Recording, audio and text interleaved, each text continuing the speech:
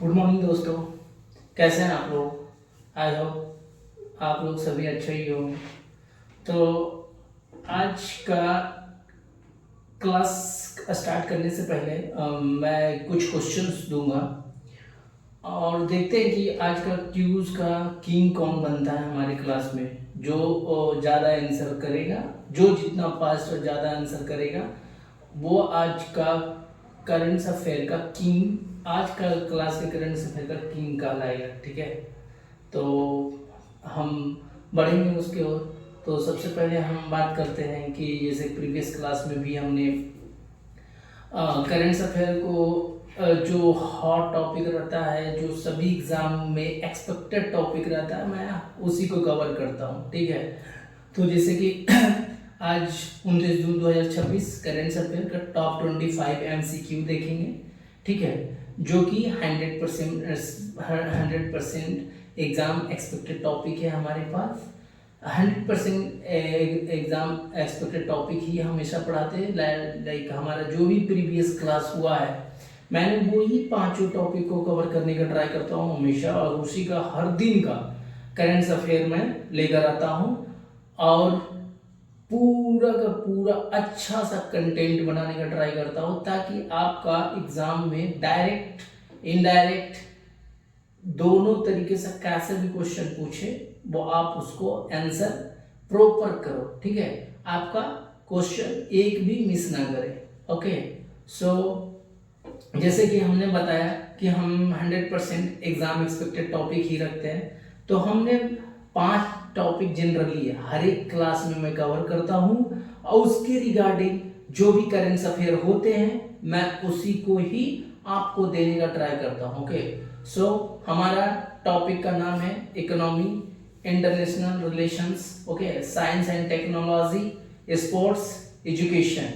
ये जो सभी 5 का पांचों टॉपिक है, SSC CGL, CHSL, MTS, GD, railway, NTPC, group D, banking, PO, clerk, UPSC prelims और स्टेट PCS के लिए सभी सबसे संभावित प्रश्न यहाँ से आ सकते हैं। ठीक है, नोट फॉर दिस, वो हर एक कॉम्पिटिटिव एग्जाम के लिए यहाँ से डायरेक्ट क्वेश्चन पूछेगा। ओके, तो आप हमारे क्लास में शुरू से अंत तक बने रहिए। बिना ज़्यादा टाइम लेते हुए हम ये सेशन को 20 से 25 मिनट में हम कवर करेंगे।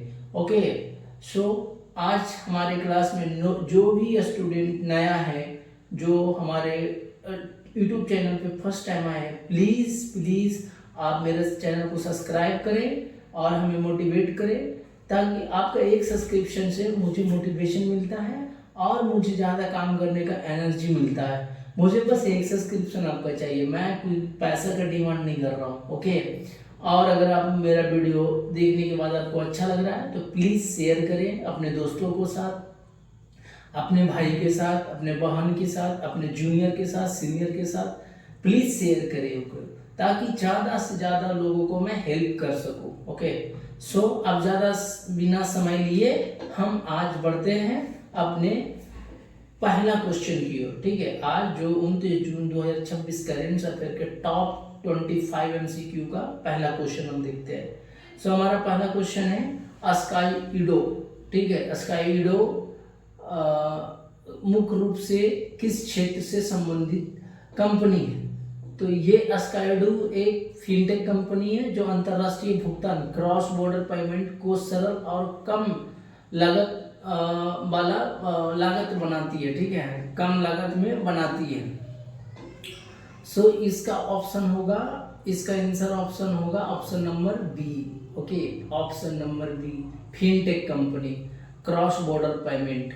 ओके, सो आज हम जो भी आंसर दिए हैं मैं लास्ट में उसका आंसर दिखाऊंगा, कौन फर्स्ट टाइम मतलब सबसे पहले दिए थे कमेंट में, मैं कमेंट पढ़कर बताऊंगा लास्ट में। ओके, सो अब हम बढ़ते हैं आज का सेकंड क्वेश्चन की ओर। सेकंड क्वेश्चन है, भारत ने मानवीय सहायता किस देश को भेजी है?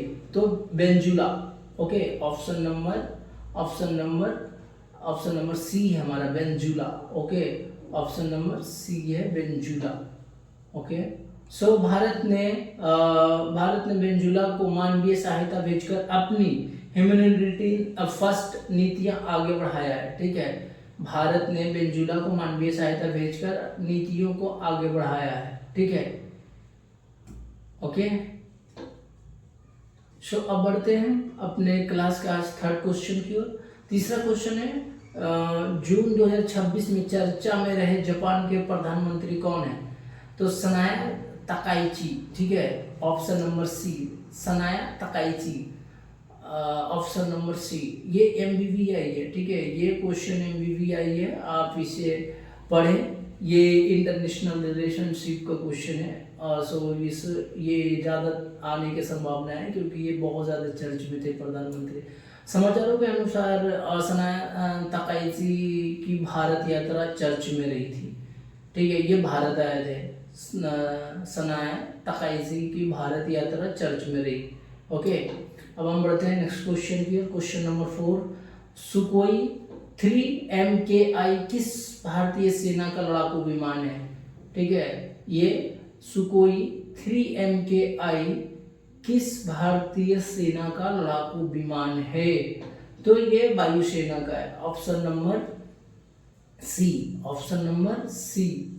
ओके, ऑप्शन नंबर सी, ये भारतीय वायुसेना का लड़ाकू विमान है।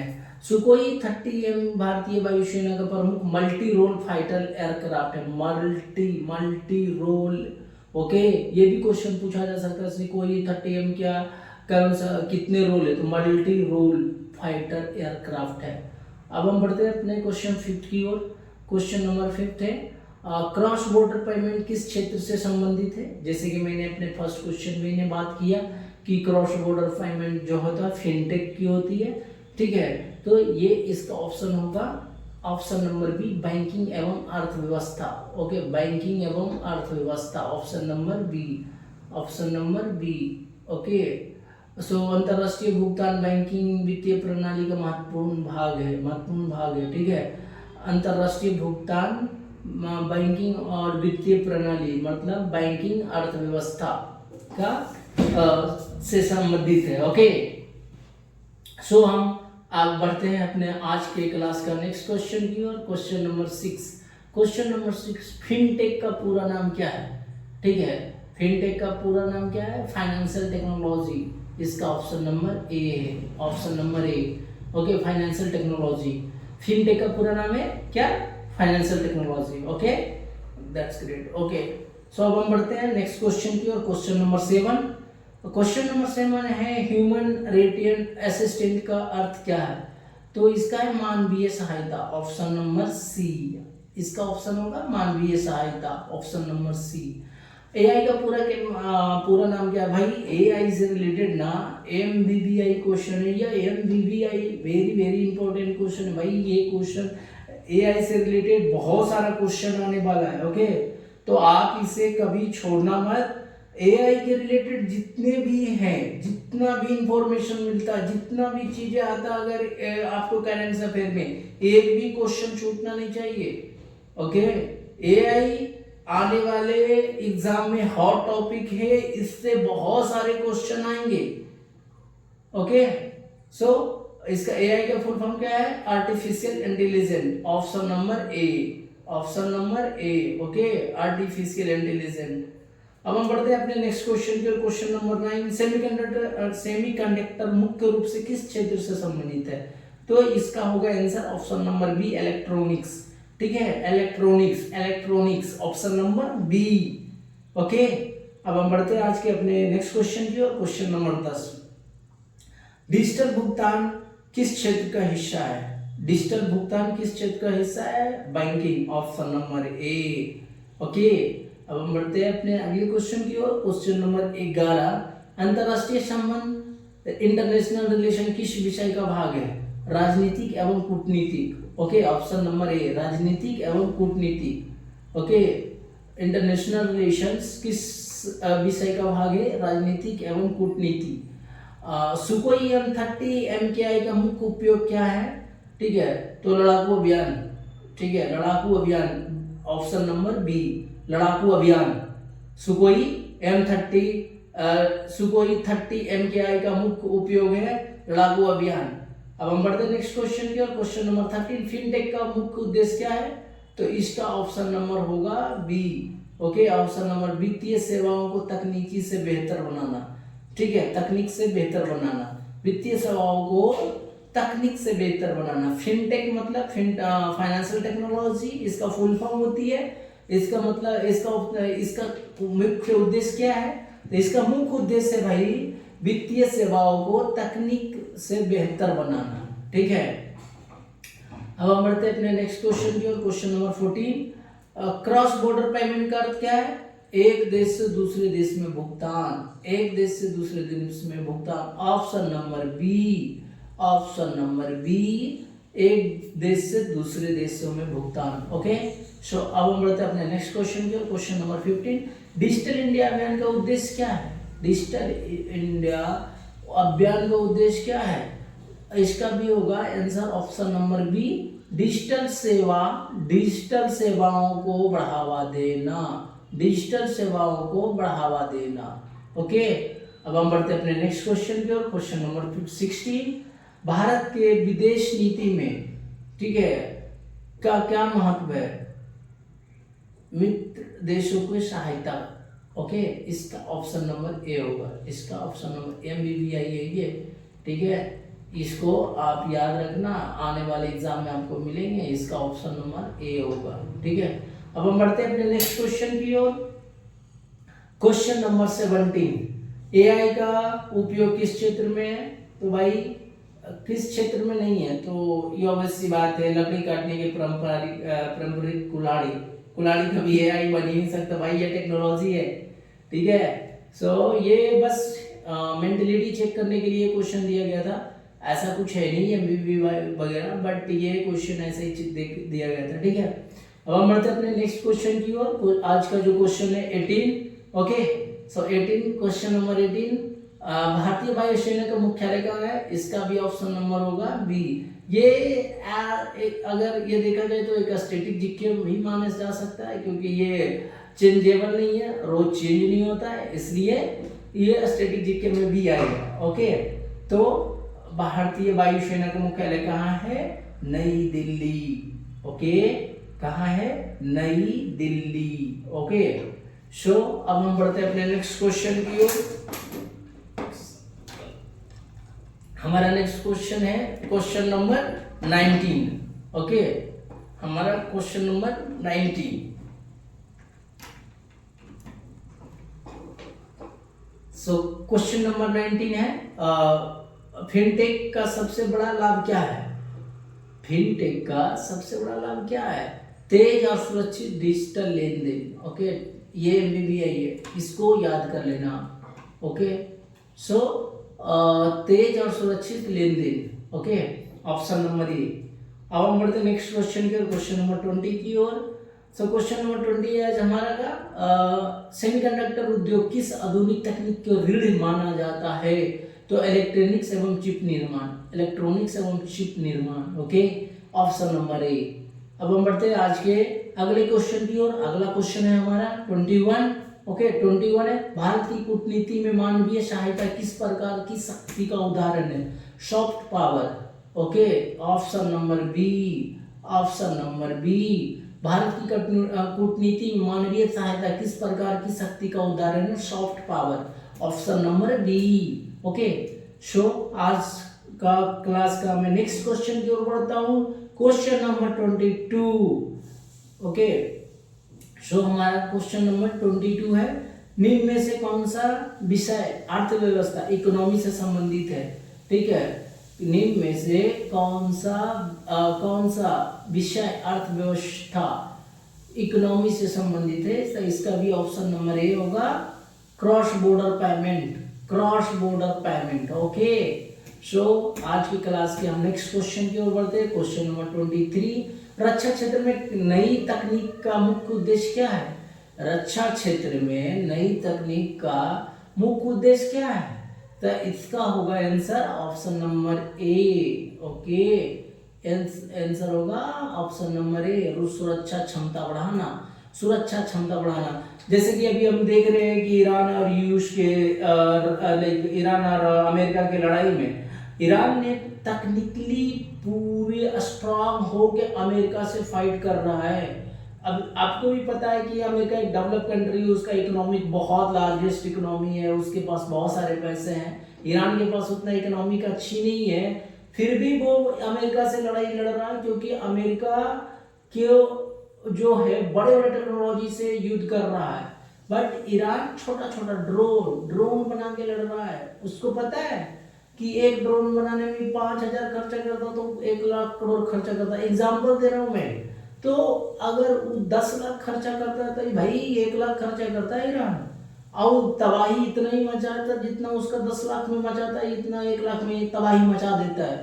तो तकनीकी अपग्रेड होना डिफेंस सिस्टम में बहुत ही इंपॉर्टेंट है किसी भी देश के लिए, not for India, not for USA, not for Iran, for every country should involve more technology in defense area. Okay, once he involve more technology in the defense side, he will become as a good technical and they are like मतलब पूरा upgraded technology से रहेगा, पूरे नए नए लड़ाकू विमान मतलब जो भी डिफेंस में शामिल करना रहेगा कर सकता है। ओके, सो हम रक्षा क्षेत्र में नई तकनीकों का मुख्य उद्देश्य क्या है? सुरक्षा को बढ़ावा देना। अब हम बढ़ते हैं नेक्स्ट क्वेश्चन के, क्वेश्चन नंबर 24। 29 जून को मनाए जाने वाले 29 जून को मनाया जाने वाला राष्ट्रीय सांख्यिकी दिवस किस जयंती पर मनाया जाता है? ओके, इसका आंसर होगा भारत में प्रत्येक वर्ष, ओके, भारत में प्रत्येक वर्ष 29 जून को राष्ट्रीय सांख्यिकी दिवस पीसी महानोबिलिस, ओके, पीसी महानोबिलिस की जयंती पर मनाया जाता है। इसका ऑप्शन होगा बी। ओके, इसका ऑप्शन होगा बी। Okay, PC महानोबिलिस। ओके, आज के हम नेक्स्ट क्वेश्चन की ओर बढ़ते हैं। Question number 25। सेमीकंडक्टर का मुख्य रूप से किस क्षेत्र में होता है? भाई इलेक्ट्रॉनिक्स। ये रिपीटेड क्वेश्चन है, मैंने इसके बारे में पहले से डिस्कस किया। ओके, तो डोंट वरी, अगर ये आप छोड़ भी दोगे तो कोई नहीं, ये बट ठीक है। इसका भी आंसर मान लो, इसका भी देख लो आंसर। इसका आंसर क्या है? इसका आंसर है ए। ठीक है, ए, इलेक्ट्रॉनिक्स। ओके, अब हम बढ़ते हैं नेक्स्ट क्वेश्चन की ओर। Question number 26। सेमीकंडक्टर का उद्योग किससे संबंधित है? चिप निर्माण। ओके, इसका भी ऑप्शन नंबर होगा ए, ऑप्शन नंबर ए। ठीक है, एमबीबी है ये भाई, ये इसका भी ऑप्शन होगा ए, चिप निर्माण। ओके, सो आज के क्लास का हम पूरा करंट अफेयर को कवर कर लिए हैं। अब हम बढ़ेंगे नेक्स्ट सेक्शन है 6th क्लास का हिस्ट्री का चैप्टर नंबर 1 का। हम कुछ 20 क्वेश्चन स्टैटिक जीके को देखने वाले हैं, जो कि हम जो भी एग्जाम का मतलब जो भी कॉम्पिटिटिव एग्जाम का तैयारी कर रहे हैं, वो हिस्ट्री 6th क्लास से लेके 10th 12th को स्ट्रॉन्ग बनाना ही स्टैटिक जीके का मतलब कि तुम्हारा स्ट्रॉन्ग बनाएगा। ठीक है, तो हमेशा 0 से स्टार्ट करके लास्ट तक जाएगा। तो मैं ट्राई यही कर रहा हूं, हर एक क्लास में यही कर रहा हूं कि 6th क्लास से लेके 10वीं तक का मैं पूरा स्टैटिक जीके देने वाला हूं। तो आपको कोई प्रॉब्लम नहीं है, कहीं भी जाने की जरूरत नहीं है, बस आप क्लास में बने रहो और हर दिन शुरू से लेकर लास्ट तक क्लास में बने रहो। आप पूरा वीडियो देखो, कोई प्रॉब्लम है, कोई क्वेश्चन है, कुछ भी प्रॉब्लम है, आप डिस्कस करो। फाइनेंशियल हो गया, पढ़ाई में दिक्कत हो रहा, कुछ भी हो, आप सीधा डिस्कस करो, मैं उस पर बात करूंगा।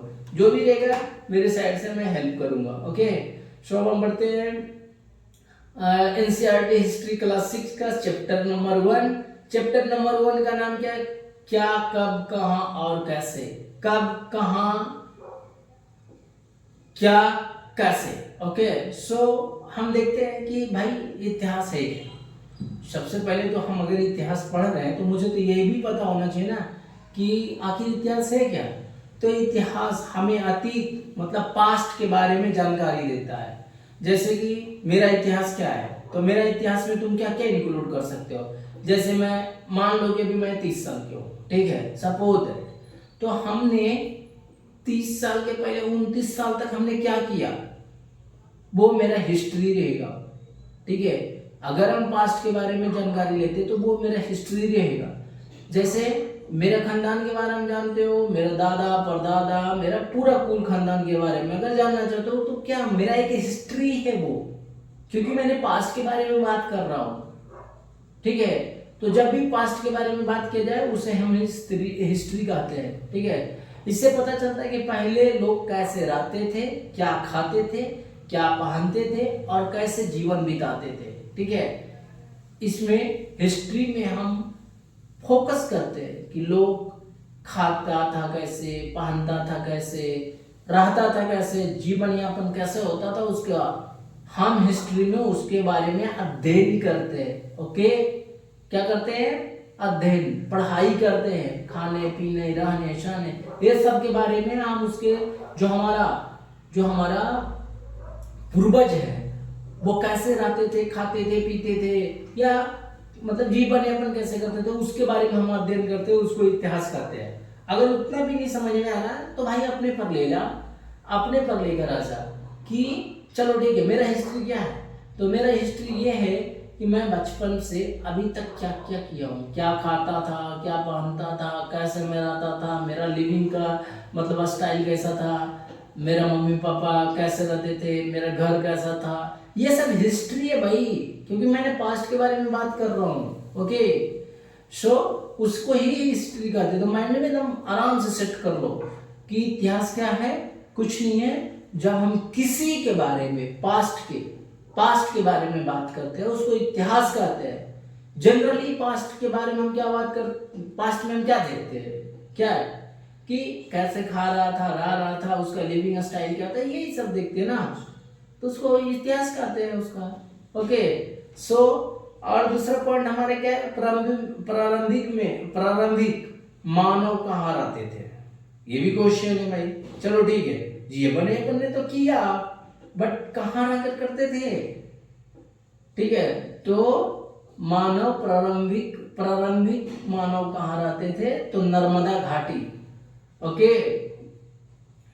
नर्मदा घाटी।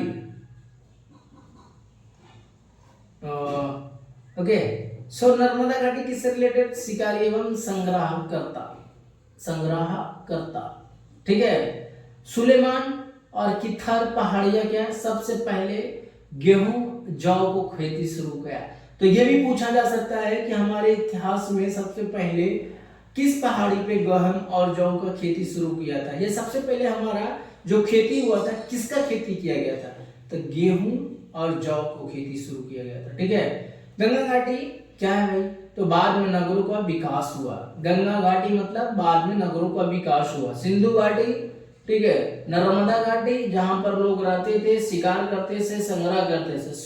सुलेमान और किथर पहाड़ियां जहां पर पहली बार खेती की गई थी, गेहूं और जौ उगाया गया था, ठीक है, समझ में आ गया। चलो ठीक है, सो और गंगा घाटी क्या करता है भाई, गंगा घाटी के बारे में क्या जानते हो, तो बाद में नगरों का विकास हुआ है। किस पे, गंगा घाटी में। गंगा घाटी के बाद बोल रहा तो नगरों का डेवलपमेंट हुआ है। सिंधु घाटी का मतलब ये लगभग 4700 वर्ष पहले प्रथम नगर विकसित हुआ था। नगर, समझ में आ रहा है, नगरों का विकास कहाँ हुआ था, गंगा घाटी पे। सिंधु घाटी में क्या हुआ था, लगभग 4700 वर्ष प्रथम नगर, ठीक है, प्रथम नगर विकास हुआ था। भारत का नाम कैसे पड़ा है, इंडिया शब्द सिंधु नदी से बना है। इंडिया किससे बना है, सिंधु नदी से बना है, ठीक है। भारत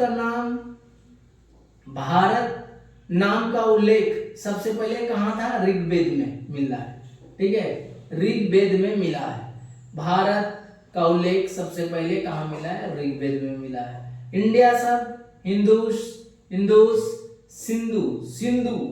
सिंधु नदी से बना है। इंडिया किससे बना है, सिंधु नदी से बना है।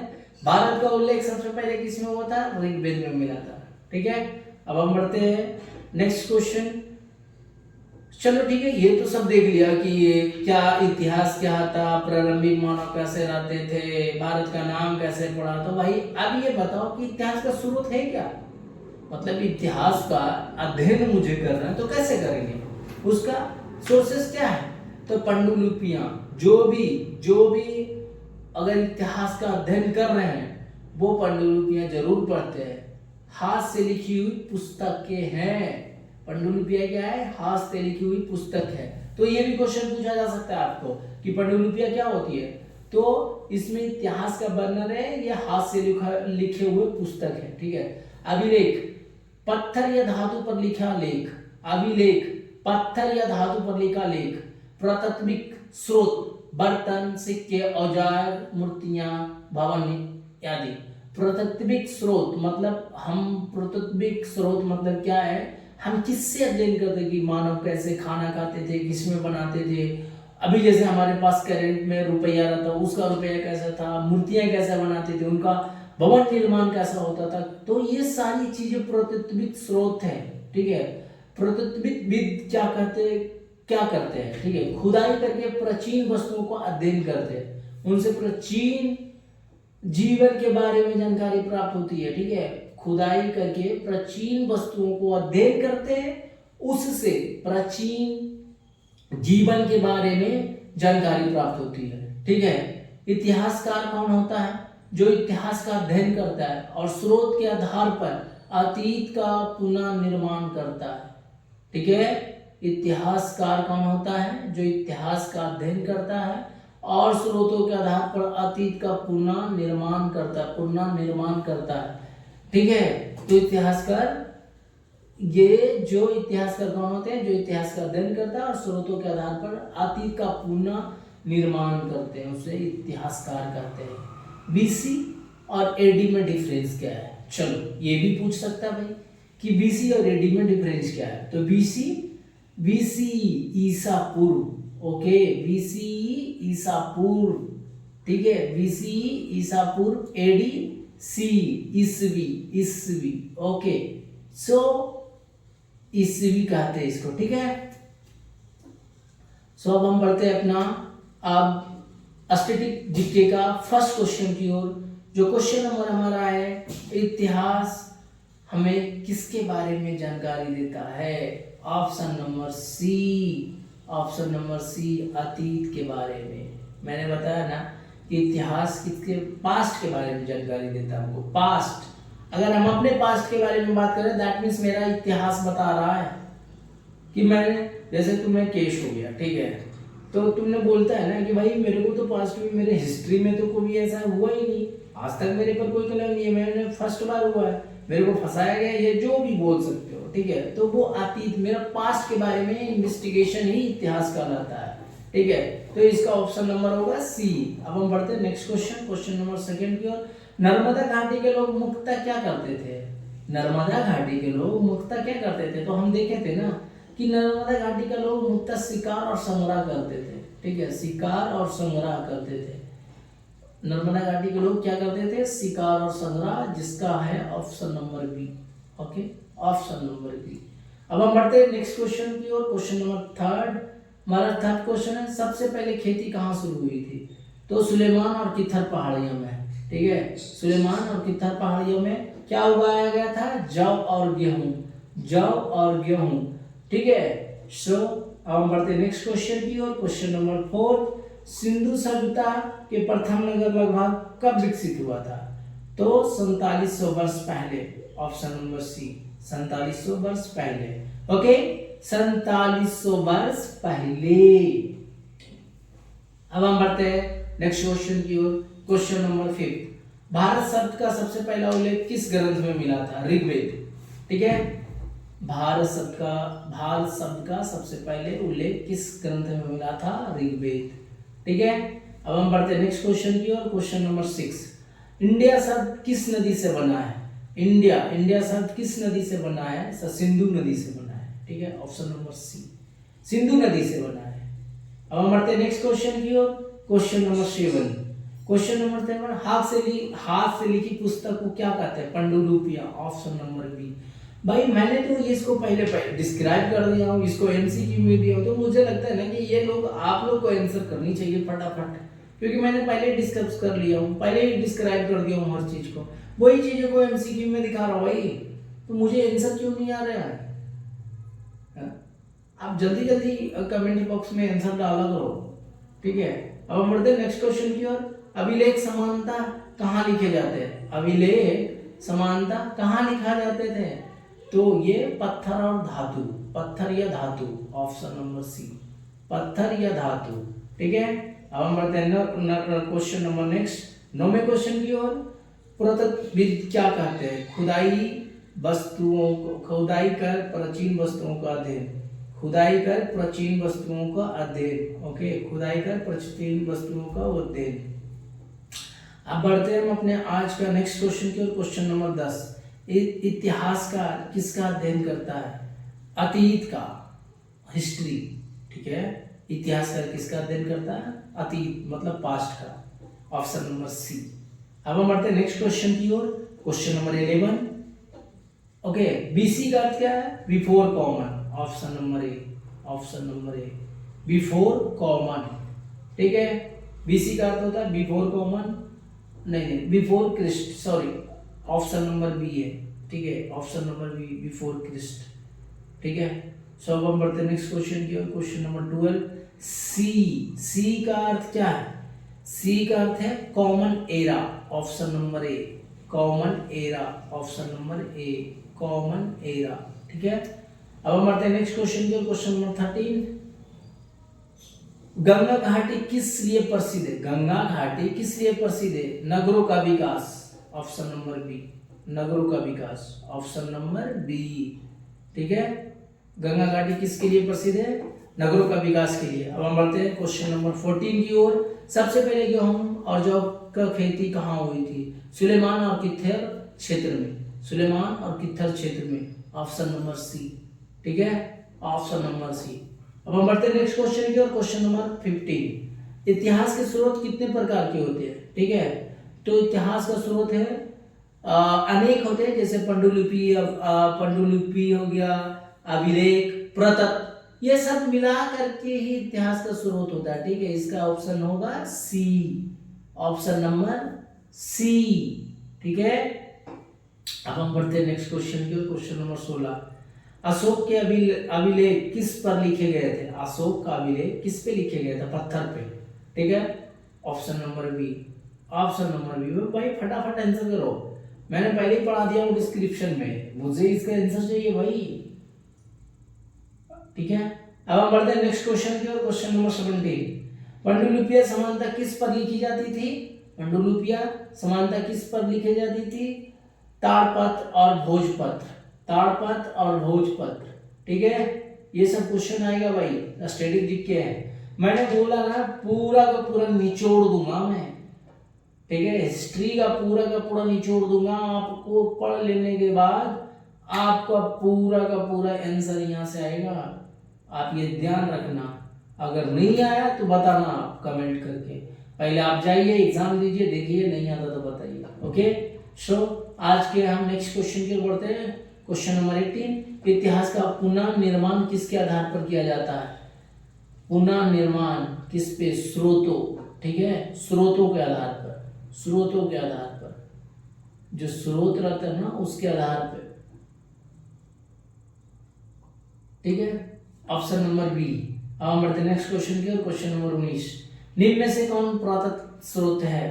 तो सिक्का, ये भी है भाई, बर्तन, औजार, मतलब इसमें से सभी, ठीक है, सिक्का भी है, बर्तन भी है, औजार भी है, तो इसमें से सभी होगा, ऑप्शन नंबर डी।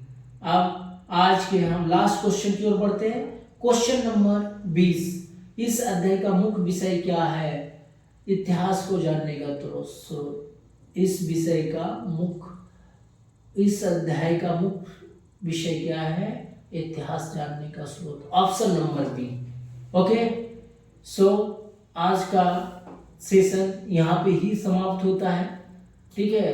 आप मन से पढ़िए, किसी के बहकावे में मत आइए, आराम से पढ़ते जाइए, जो भी लगता है, जहाँ भी लगता है, आप डायरेक्ट पिन करो, मैं हर जगह हेल्प करूँगा, ठीक है। और हाँ, आपको बस क्लास को सुनना है शुरू से अंत तक, एक बार नहीं 1000 बार सुनिए, क्लास सुनिए, आपको कुछ करने की ज़रूरत नहीं है। नोट्स बनाने की तो बिल्कुल ज़रूरत नहीं है, नोट्स आपको फ्री में हम PDF प्रोवाइड करेंगे। बस आपको फॉलो करना है यूट्यूब पर @Salas पर, इंजीनियर सूरज कुमार, इंस्टाग्राम सूरज टीम 01, फेसबुक पेज को फॉलो करें सोलस पर, और व्हाट्सएप पे ये मैसेज कर सकते हैं। ओके, सो आज के लिए इतना ही, थैंक यू, धन्यवाद, बाय। ओके।